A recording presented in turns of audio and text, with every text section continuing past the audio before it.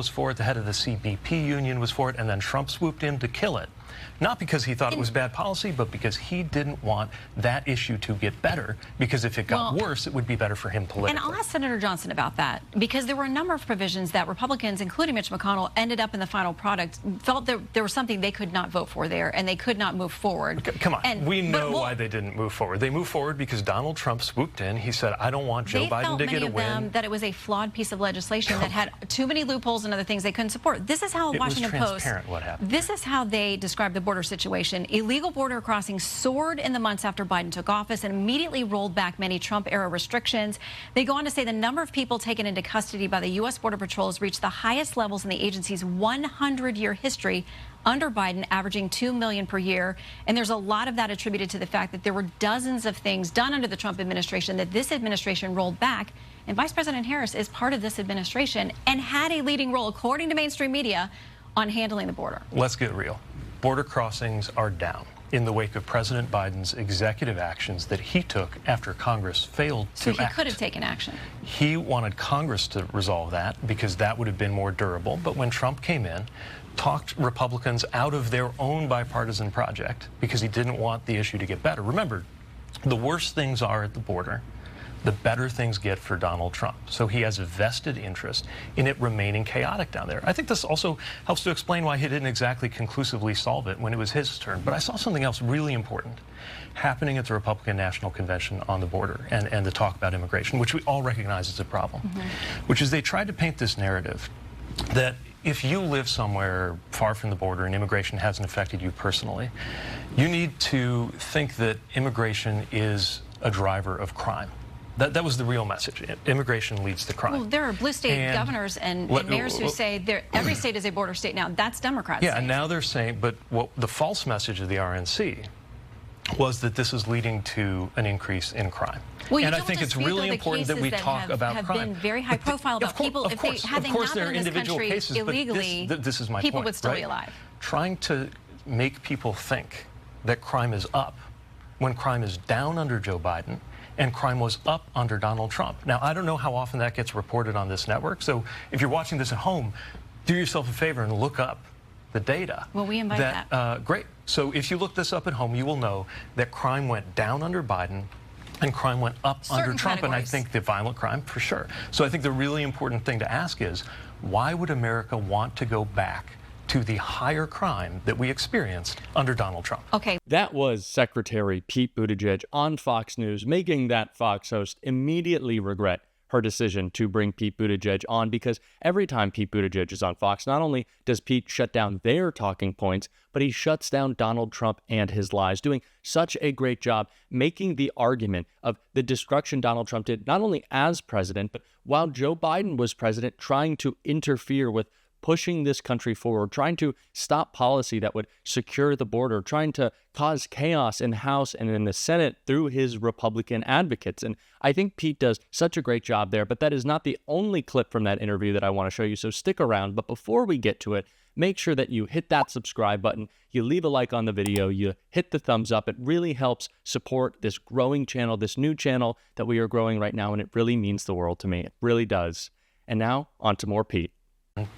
That's the real reason I think she's going to win, is that most Americans already agree with her on the issues that they care about the most, that affect them the most, whether we're talking about choice and her stance on defending a woman's right to choose versus Donald Trump, who eliminated a right to choose in this country. Well, he sent it back to the states, to be fair. Let's be very clear. He is proud of the fact that he demolished the national right to choose in this country, period.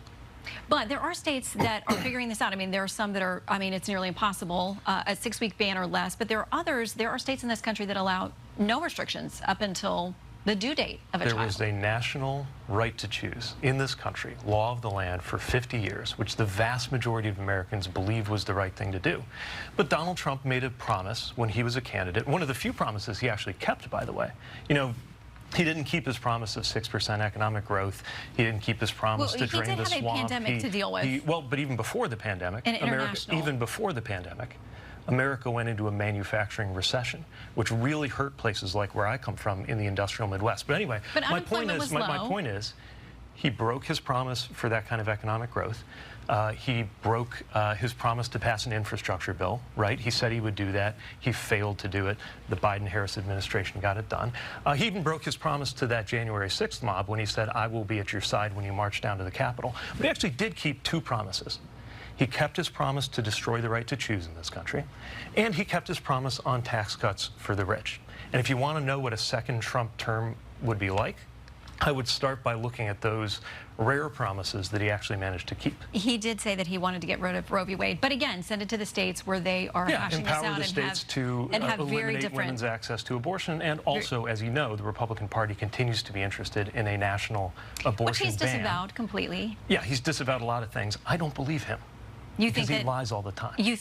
I love the way that Pete frames the Trump presidency there, that Donald Trump only kept the promises that hurt America, the promise to cut taxes for the rich, the promise to strip women of their reproductive freedoms, but he failed on any real promise that supposedly would have helped America. He didn't deliver economic prosperity. In fact, he crashed our economy and he completely mismanaged the COVID pandemic. And that's why Joe Biden and the Biden-Harris administration had to come in and save our country. And that's just what they did. They had to save it from Donald Trump's failure of a presidency.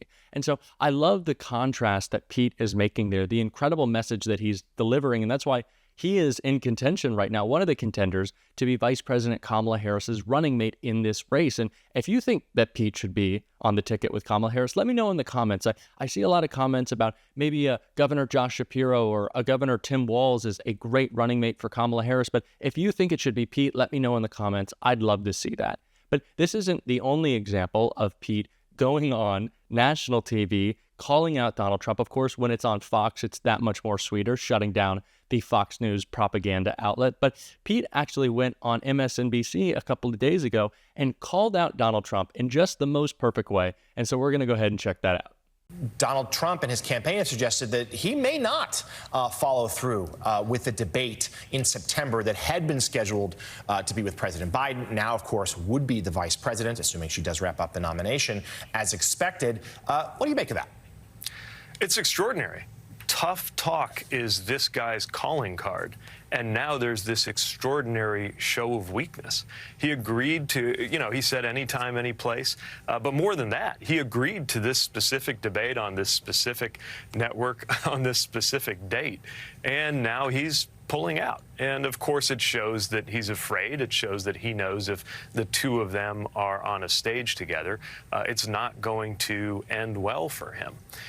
Pete does such a great job creating the contrast between Kamala Harris and Donald Trump on his own, going on television and shutting down Fox News. But I love that he is calling out Donald Trump to debate Kamala Harris, and at the same time posing the hypocrisy of Donald Trump pretending that he wants to be macho, pretending he's this big, strong, tough guy. But in fact, he's really just a bully. And there's nothing strong or tough about being a bully and punching down and the horrible attacks that Donald Trump makes on the American people. There's nothing strong about that. And it's clear why Donald Trump does not want to show up in debate, because he knows that Kamala Harris will expose his hypocrisy, will expose this contrast between the two that Pete Buttigieg is talking about, how the Biden administration kept their promises while the Trump administration lied. The Biden administration has had tremendous historic success, and Donald Trump failed during his presidency. The Biden-Harris administration, if Kamala Harris is elected president, when she is elected president,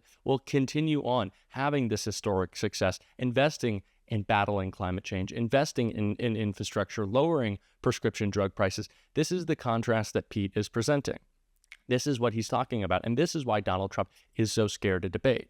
And in another clip on a different video, we talked about Jasmine Crockett saying that maybe Donald Trump doesn't want to debate Kamala Harris because of that contrast between prosecutor, the career prosecutor that Kamala Harris has been, and the career corrupt and now convicted felon that Donald Trump is. And it's not just because of the contrast, but Jasmine Crockett said that Donald Trump just doesn't want to have to see another prosecutor, how all he does when he's not on the campaign trail is he's in and out of courtrooms seeing prosecutors, and he doesn't want to have to see one on the debate stage. And if that's true, Donald, then maybe just drop out of the race. Go ahead and do yourself a favor. But Pete calling out Donald Trump to debate, I just absolutely love it, because we really do need to talk about how scared Donald Trump is. He's scared that Kamala Harris is surging in the polls right now. He's scared at the massive fundraising hauls that she's bringing in. And as I've talked about before, it's not that she's just gaining huge support with Democrats and momentum with independents. She is also taking away Trump voters from Donald Trump. And that's why he's so upset. That's why he's lashing out with these disgraceful attacks that he's making on Kamala Harris. And it's just so plain to see that he is scared. And that is what is driving him. He is scared and he is vengeful. And that's not the type of person we want in the White House. We want someone like Kamala Harris, who has dedicated their life to public service, being an elected official longer than both Donald Trump and J.D. Vance combined. I bring that up because Republicans want to say that Kamala Harris is too inexperienced to be president, which is just a ridiculous and baseless attack, when what experience did Donald Trump have besides being a failed businessman? And what experience does J.D. Vance have besides being a bad senator? Like, these are the lies that we need to point out and that we're going to continue to point out, especially on this show. So if you want to become a part of this movement, of this show, calling out the MAGA nonsense, calling out the lies, just like Pete Buttigieg, and there will be many more clips of Pete Buttigieg, so make sure that you are subscribed for that reason. And that's what I was going to say. If you want to join this movement, make sure that you hit that subscribe button, leave a like on this video, and if you are a new subscriber, please let me know in the comments. I'd love to thank you for your support. It really does mean the world to me, and I love this movement that we are building. I am so proud of it, and I am so grateful for it. And until next time, I'll see you soon.